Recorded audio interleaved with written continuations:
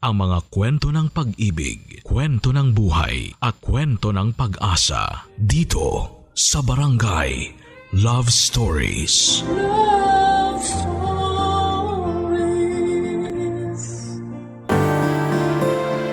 Lahat tayo ay may kanya-kanyang ideal type pagdating sa paghahanap ng kapareha sa buhay. Ngunit hindi lahat ng tao ay tutugma sa ating pamantayan. At may mga pagkakataon na ang tunay na pagmamahal ay dumarating sa hindi natin inaasahang tao. Ikaw, kabarangay, nahanap mo na ba ang iyong perfect partner?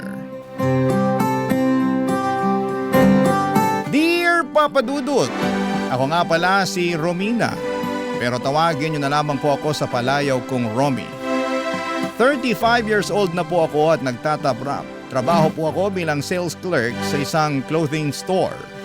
At kung ilalarawan ko ang sarili ko para sa inyong mga tagapakinig, isa lamang po akong simpleng dalaga na nangangarap na magkaroon ng isang makulay na love life.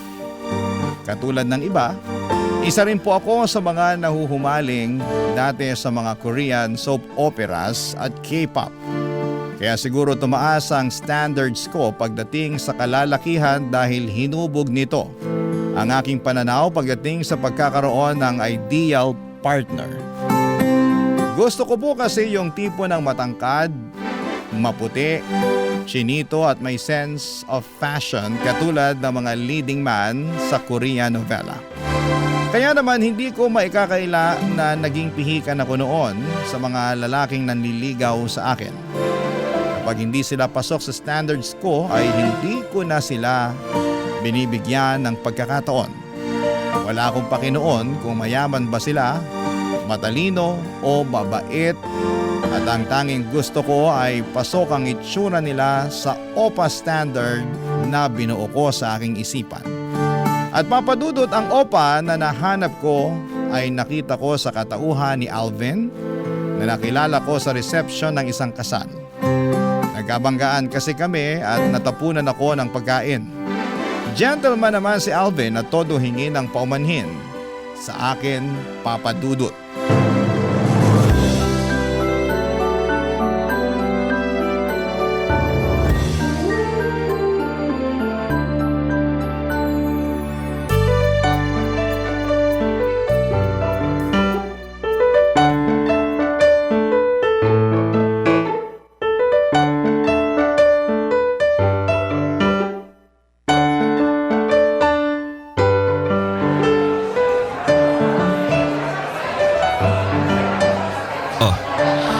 Isuot mo na lang muna tong coat ko para matakpan yung mancha sa damit mo. Hindi mo na kailangan umuwi. Baka mamaya magalit sa'yo yung bride at groom kapag nalaman nilang umuwi ka kaagad. Bahala ka. Hindi naman nila malalaman kung uuwi ako agad eh. Malalaman nila. Sasabihin ko, "Uy, yung cute na naka-white dress short hair oh. Yung may dimple sa left cheeks, hindi tinapos yung reception nyo, umuwi agad." Sasabihin ko yun sa kanila, maniwala ka. Talagang magtatampo yung mga yun kapag binuko mo ko. Kaya nga kumuha ka na ulit ng pagkain mo. Sa'yo na lang muna yung coat ko. Kukunin ko na lang pagkatapos ng program. Paano ka? Ganyan na suot mo? May extra vest naman ako eh. Huwag ka mag-alala. O sige, ibabalik ko na lang tumamaya bago ako umuwi. Sige lang, walang problema.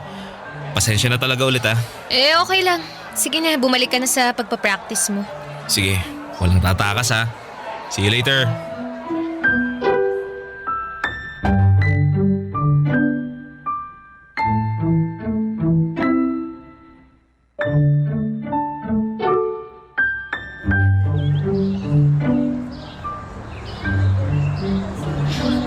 Excuse me. Ibabalik ko na sana tong coat mo. Ah, sige. Sorry, nalimutan ko. Salamat. Salamat din. Sandali lang. Pauwi ka na ba? Oo, tapos naman na yung event, di ba? May ganap pa ba? Wala na. Pero gusto ko lang sanang bumawi sa'yo eh. Umiinom ka ba? Ng ano? Ng alak ba? Konti lang. Bakit? Kasi may iniwang champagne sa akin yung bride at groom. Wala akong kasamang uminom nito eh. Sabayan mo ko. Okay. Sige. Sandali lang ah.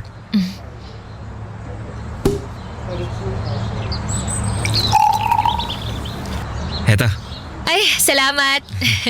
Cheers para sa isang successful event. Cheers para dun sa natapong pagkain. Cheers! Cheers.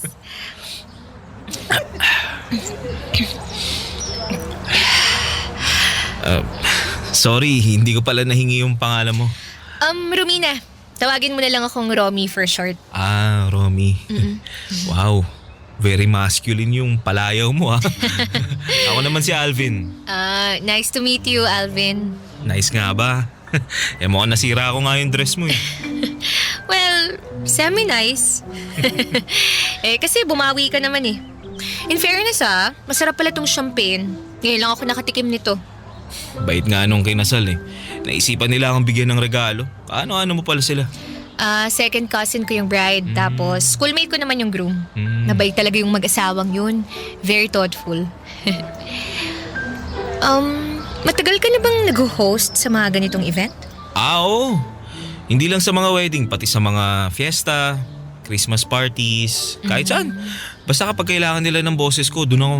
In fairness naman bumagay yung boses mo sa itsura mo. Paano bumagay? Very classic kasi yung tunog ng boses mo eh. Nagko-compliment sa itsura mo kasi classic ka rin tingnan. Wow. First time kong masabihan ng ganyan ha. Thank you. You're welcome. Sige na. Mauna na ako at baka wala na akong masakyan pa uwi. Saan ka ba uwi? Hatid na kita. Huwag na. Sa Makati pa ako eh. Sakto, sa Taguig ako. Hatid na kita para kahit papano, makabawi ako sa'yo. Okay, sige. Ikaw ang bahala. Sandali lang kunin ko lang yung mga gamit ko.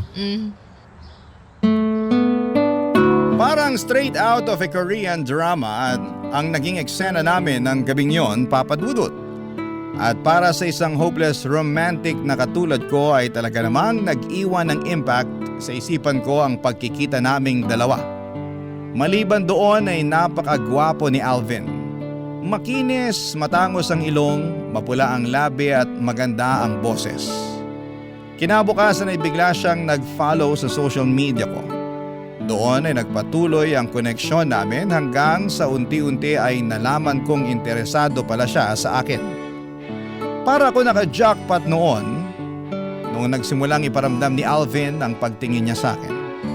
Dinig ko pa ang high school na kilig noon. 2 buwan kaming nag-date kung saan mas lalo pa akong na-in-love sa napaka-swabe nitong personality. Kaya naman hindi rin nagtagal ay sinagot ko siya ng buong puso, Papa Dudut. Naging maganda naman ang takbo ng unang taon ng relasyon naming dalawa ni Alvin. Sa katunayan, pagkatapos naming mag-celebrate ng anniversary ay nag-decide kaming mag-live-in na.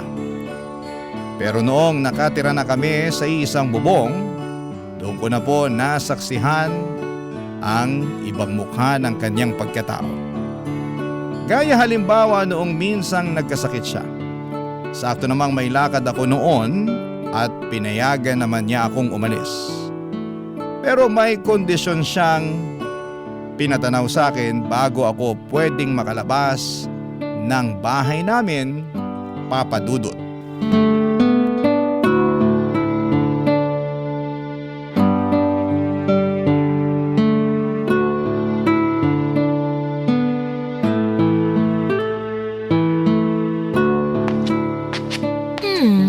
Ano kayang magandang isuot?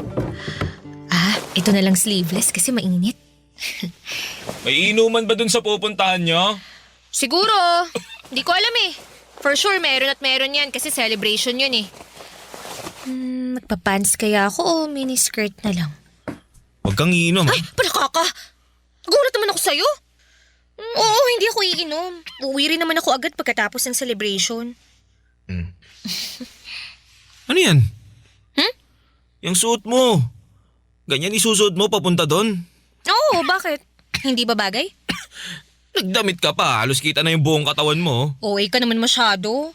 Yung braso at binti lang naman ang kita. Mainit kasi. Alam mo namang pawisin ako eh. Magpalit ka nga ng damit. Ayoko niyan. May inuman sa pupuntahan mo tapos ganyan suot mo.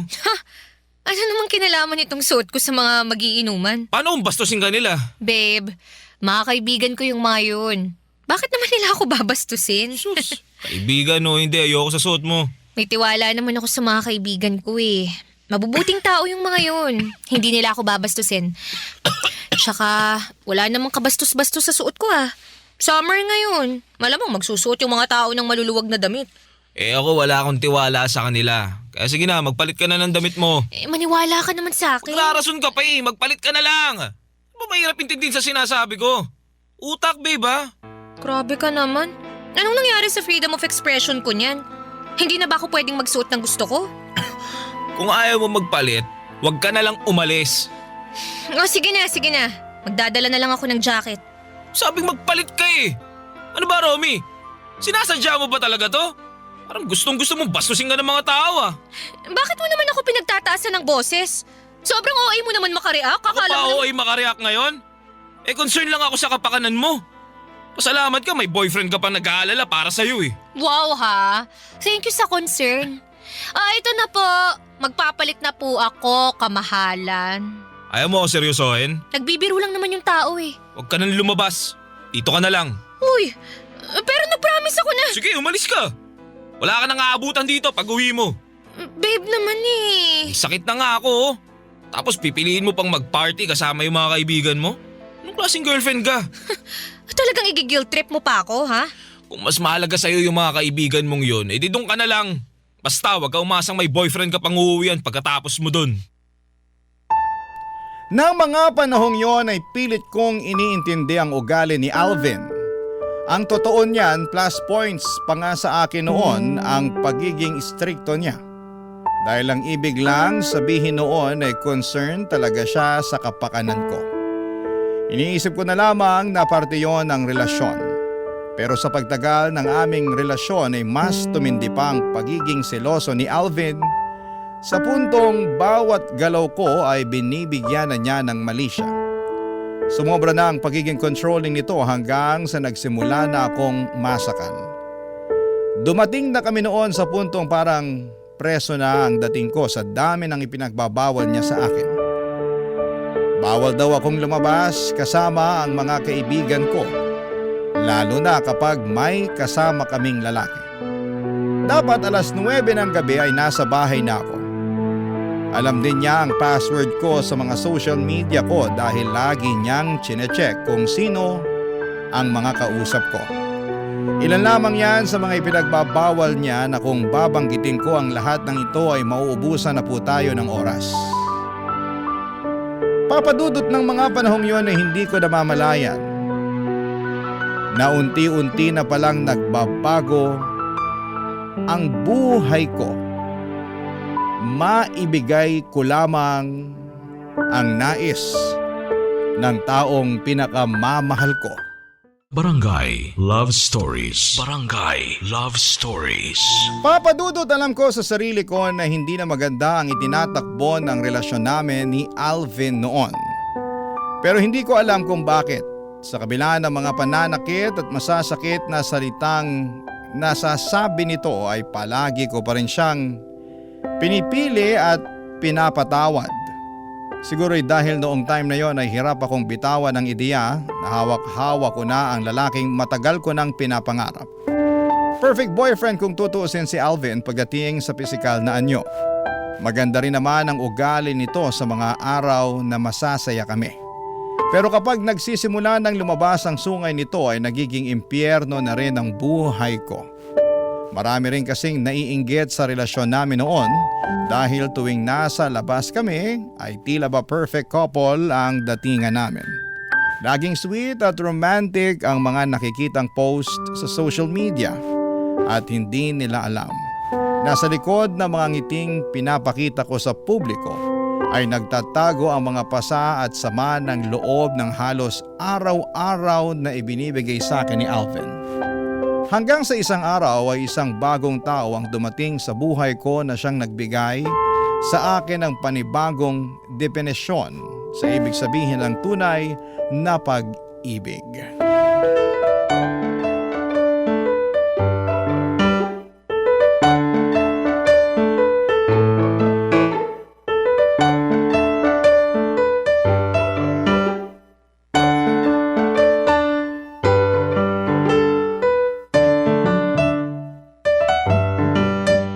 Ingat mabigat yan. Oo, mabigat nga. Sabi sa'yo eh. Mukhang nag-general cleaning yata kayo ngayon sa unit nyo ah. Hindi. Mga sirang gamit lang yan. Ingat ka lang kasi may mga bubog dyan. Ha? Bubog? Bakit? Saan galing yung bubog? May mga nabasag lang na gamit. Okay. Parang ngayon lang kita nakita rito. Bagong lipat ka lang ba? Oo, kalilipat ko lang nung isang araw. Doon ako sa 3rd floor, 305. 305? 304 lang kami. Ha? Talaga ba? Magkapit bahay lang pala tayo. Kaya pala may narinig akong ingay kagabi. Parang mga nabasag na gamit. Kayo ba yun? Hindi ko lang sigurado pero parang merong nag-aaway dun eh. Hindi ko lang sure kung kami nga yung narinig mo pero kagabi nga yung may nabasag kaming gamit. Natumba yung table namin eh. Pero walang nag-away. Mabuti naman kung ganun. Akala ko may nag-aaway. Malakas ba yung boses namin? Dinig ba hanggang sa unit mo? Hindi naman masyado pero naririnig talaga kasi kapag merong malakas na ingay. Nako, pasensya ka na. Huwag kang mag-alala. Hindi na mauulit yun. Oh, ayos lang. Dito ba yung basuran? Oo, dito nga. Paano to? Iiwan na lang natin dito? Oo. Tapos kukunin na lang yan ng mga basurero bukas. Okay. Salamat sa pagtulong Wala yun. Mabuti na yung may bago na akong kakilala rito para hindi ako na-OP. Ako pala si Noah. Romina. Romy for short. Hindi ko alam na may tenant na pala dun sa katabi namin. Halos isang buwan ding nabakante yun eh. Hindi ko napansin na may lumipat na pala. Wala rin naman kasi akong gaanong gamit na dinala kaya hindi napansin yung paglipat ko. Saan ka ba galing? Sa Alabang. Kumuha ako ng unit dito para mabantayan ko yung business namin ng kapatid ko. Oh, talaga? Anong business nyo? Cafe. Since ako naman yung mahilig sa mga kape kaya ako ngayon yung nagmamanage ng shop. I see. Matagal ka na ba rito? Mga 1 taon na rin kami rito. Sinong kasama mo? Pamilya mo? Hindi, yung boyfriend ko. Live-in kami. Okay. Boyfriend pala. Ikaw ba? Ako? Solo lang ako. Wala naman akong girlfriend na pwedeng i-live-in. Yung family ko naman, ayun, nandun sa Alabang. Bakit nyo naman dito naisipang magtayo ng business kung taga-Alabang pala kayo? Maganda raw yung foot traffic dito sa Makati eh. Tsaka dito rin kasi nakatira yung kapatid ko kasama pamilya niya kaya ako na lang yung lumapit. Kung sa bagay, magandang business din yung cafe Yun talaga yung sikat ngayon eh. Oo, sana nga mapanindigan. O siya, sige Noah, maiwan na kita Baka hinahanap na ako ng boyfriend ko eh. Mainitin pa naman ulo nun kapag ganitong mainit ang panahon. Nako. Sige. Nice meeting you, Romy. Nice meeting you din. Normal, yan ang salitang masasabi ko kay Noah. Bagong lipat lamang siya sa apartment building namin at sa unang pagkikita ay hindi mo mapapansin ang itsura nito dahil wala namang kakaiba sa kanya. Hindi naman po siya pangit, pero kung iahambing ko siya sa boyfriend kong si Alvin ay milya-milya ang agwat nilang dalawa. Pero maganda ang personality nito. Para bang meron na siyang natural charm dahil sa mabuti nitong puso at marespetong pagkatao. Nakakaakit ang kanyang karisma. Hindi dahil sa kanyang itsura, kundi dahil sa kakaibang paraan nito ng pakikihalubilo. Sa maikling panahon ay mabilis kaming nakabuo ng pagkakaibigan ni Noah dahil halos araw-araw kaming nagkakasalubong sa apartment building na tinitirhan namin. Kahit papaano ay nakahanap ako ng kakampi ng mga panahong yon. Kapag kailangan ko ng makakausap, palaging nandyan si Noah na handang makinig sa akin. Pero ang naging koneksyon namin ni Noah ay purong pagkakaibigan lamang. At wala yung halong mali siya.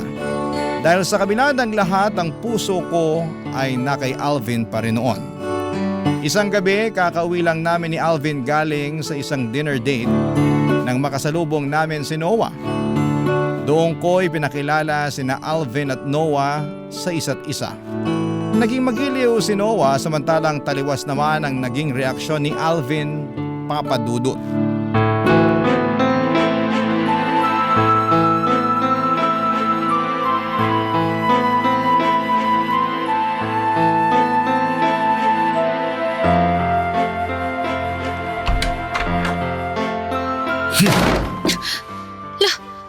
Grabe namang makapagsara ng pinto.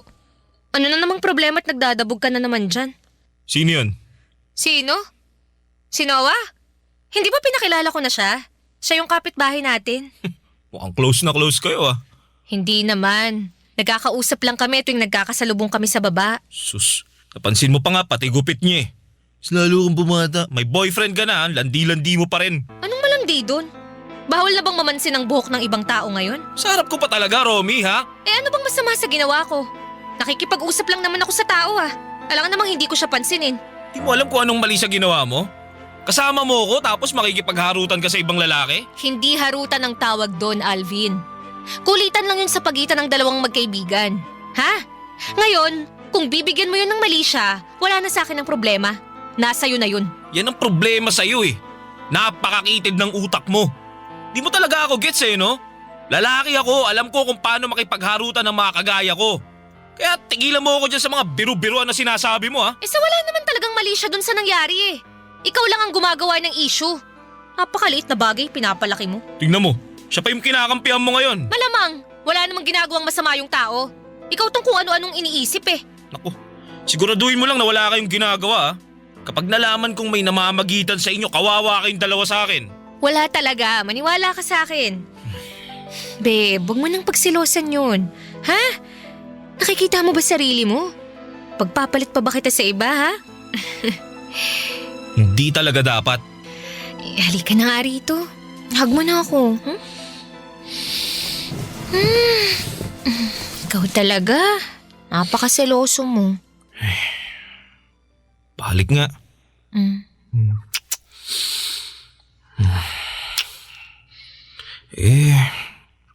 Ayoko lang kasing mawala ka sa akin eh. Sweet naman. Oh, tama na, ha? Gusto ko pa.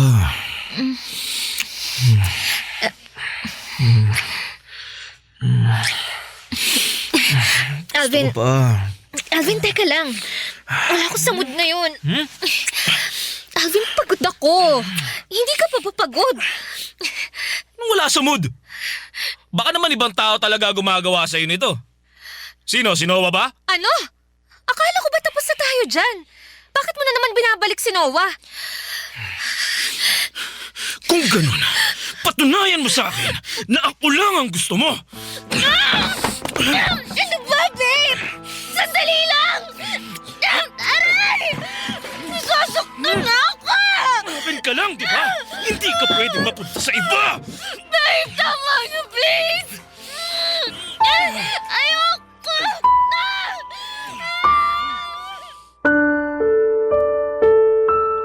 Wala akong ibang ginawa kundi ang umiyak na lamang ng umiyak ng gabing yon, Papa Dudut. Hindi ko inaasahan na magagawa sa akin ni Alvin ang bagay na yon. Sa unang pagkakataon ay nakaramdam po ako ng takot para sa buhay ko.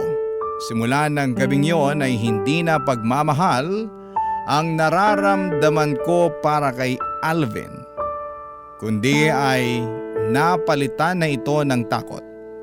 Bawat galaw ko ay kailangan kong pag-isipan ng mabuti dahil isang pagkakamali lang ay baka yun na ang maging katapusan ng lahat. Sa mga sumunod na araw ay pilit ko ring iniwasan si Noah. Itinuring ko siyang parang hangin na hindi ko nakikita. At agad naman yung naramdaman ni Noah, kaya naman maging siya ay umiwas na rin sa akin.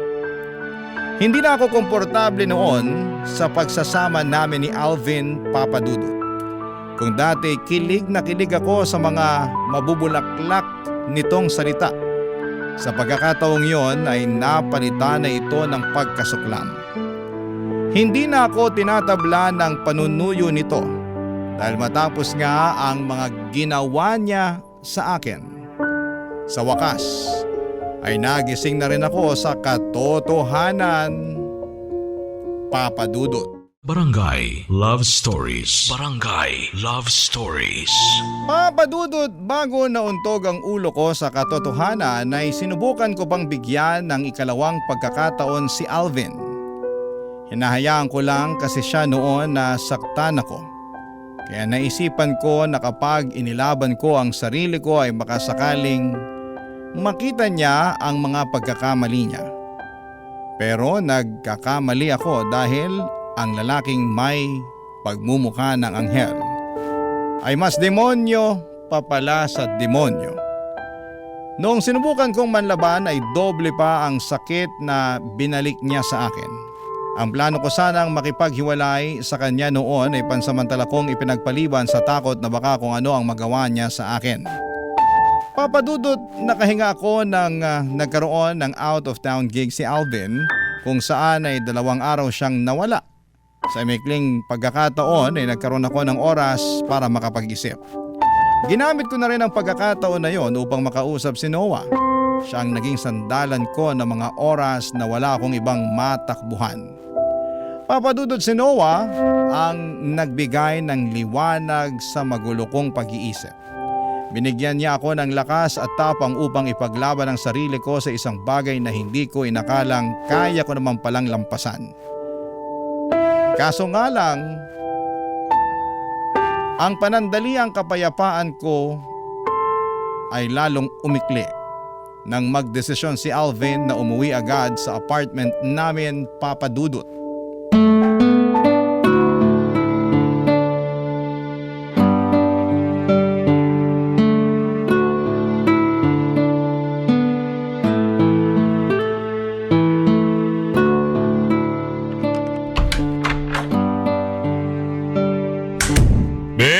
Nandito na ako. Nasaan ka? Alvin, akala ko bukas pa ang dating mo. Maaga natapos yung event dahil masama yung panahon eh. Muwi na ako bago pa ako ma-stranded. Oh, bakit parang gulat na gulat ka dyan? May ginagawa ka bang iba rito na ayaw mong makita ko? Wala naman. Alam ko na yung mga ganyang itsura eh. Ano tinatago mo? Nasa kwarto ba? Ha? Alvin, teka! Sandali lang! Ano to? Bakit nakalabas ng mga maleta rito? Lalayasan mo ba ako, Romy? Hindi. Nag-aayos lang ako ng mga damit. Pinaglululoko mo ba ako, ha? Aray ko, Alvin! Nasasaktan ako! Tingin mo sa akin, ha? Inutil! Tatakasan mo pa ako, ha? Alvin, tama na! Tama na! Ano ba? Ano ba, Alvin? Ayoko na! Hindi ko na kaya itong ginagawa mo sa akin! Pagod na ako! Kaya please, hayaan mo na akong umalis! Ano, nakikipag-iwalay ka na sa akin? Sinong nagsabing pwede mong gawin yan? Ha? Ako ang magdidesisyon kung kailan natin tatapusin tong relasyon na to! Karapatan ko ring magdesisyon para sa sarili ko! Tumatapang ka na ngayon, ha? Bakit? May labang ka na ba? Ha? Ha? Ano nga akong tinutulak? Ano, lumalabang ka na? Ha? Ha? Ano? Alvin, hindi ako makahinga! Bitiwan mo ako! Huwag mo akong inuutos-utusan, ha? Gusto mo yatang makatikim, eh. Ha? Sige, pagbibigyan kita! Ha? Alvin, tama na! Parang awa mo na! Ano? Tulong! Tulungan niyo ako! Pre, tama na yan! Ginagawa mo rito! Narinig ko yung sigawan nyo! Hindi ba ganito itong ginagawa mo? Pare, babae yan! Wala kang pakialam! Tama na yan! Kumalma ka lang, pare! Ayoko makipag-away, kaya kung maaari, kumalma ka muna! Kalma! Romy, halika na. Umalis na tayo dito. Halika na.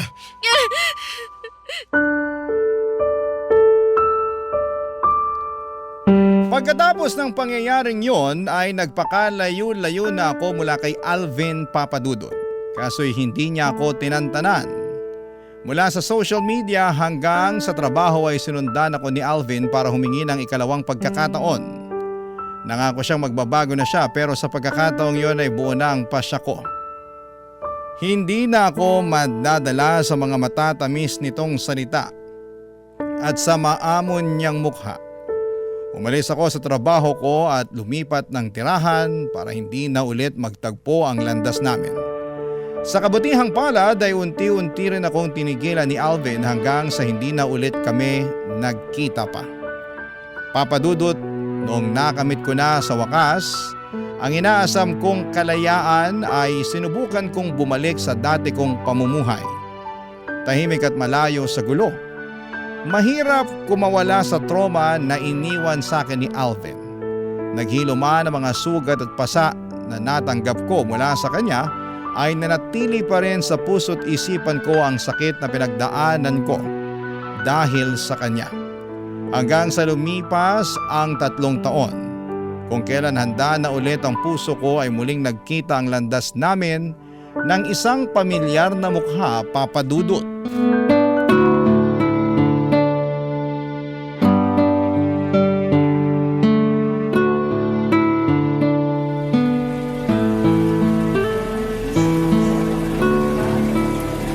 In fairness, masarap ang kape nila rito ha. Sulit na rin ang bayad.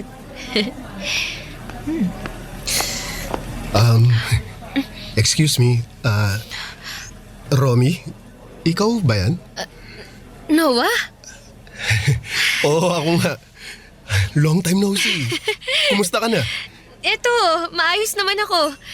My gosh, hindi ko inaasahang magkikita pa tayo ulit. Anong ginagawa mo rito? Ako ang may-ari ng cafe na to. Talaga ba? Akala ko ba sa Makati yung pwesto nyo? Oo, pero pangalawang branch na to. Si kuya na ang may hawak dun sa Makati. Ako naman dito.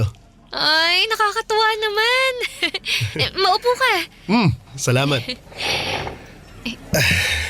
Ang laki na ng pinagbago mo ah. Mas blooming ka na ngayon. Ibang nagagawa kapag may peace of mind ka na.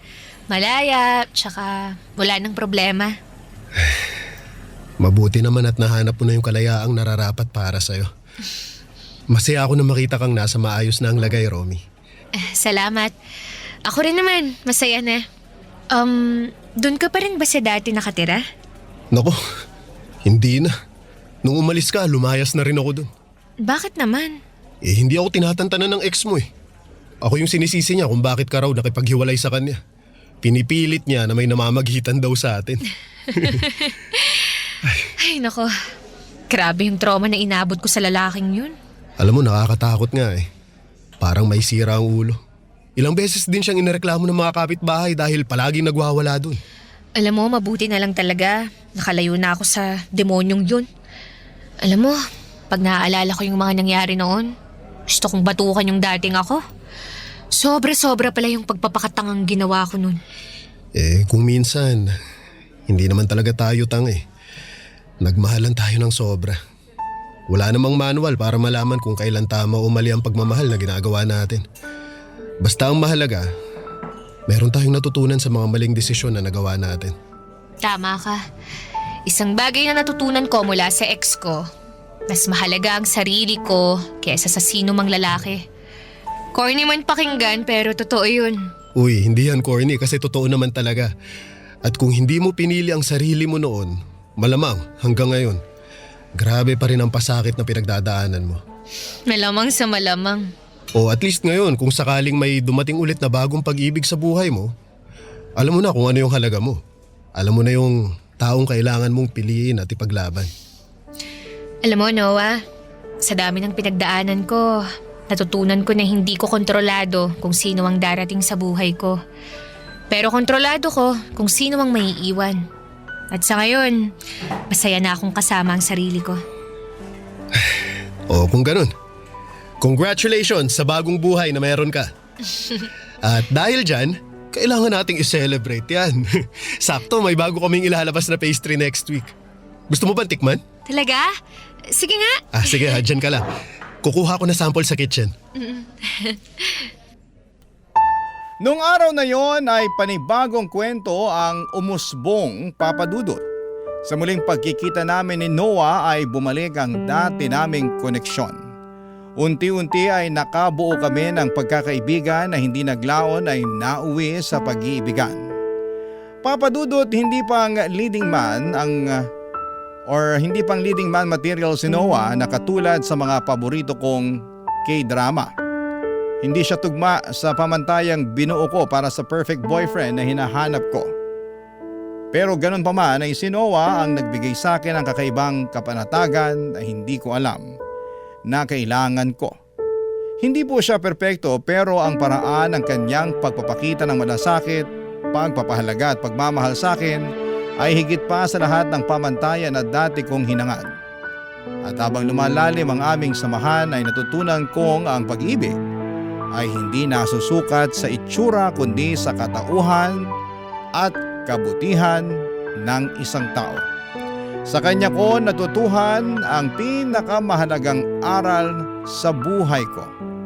Ang totoong ganda ay nasa puso at ugali ng tao at hindi po sa panlabas na kaanyuan. Sa bawat araw na kasama ko siya, nagiging perpekto na ang tingin ko sa kanya dahil sa pagmamahal na ibinibigay niya ng walang kapantay. Hanggang dito na lamang po ang aking kwento at sana po ay nagkaroon kayo ng makabuluhang realisasyon sa sulat na pinadala ko. Maraming salamat po, Papa Dudut, ang inyong forever kapuso at kabarangay, Romy. Ano ang masasabi mo sa ating Barangay Love Stories today? Aabangan namin yan sa aming comment section.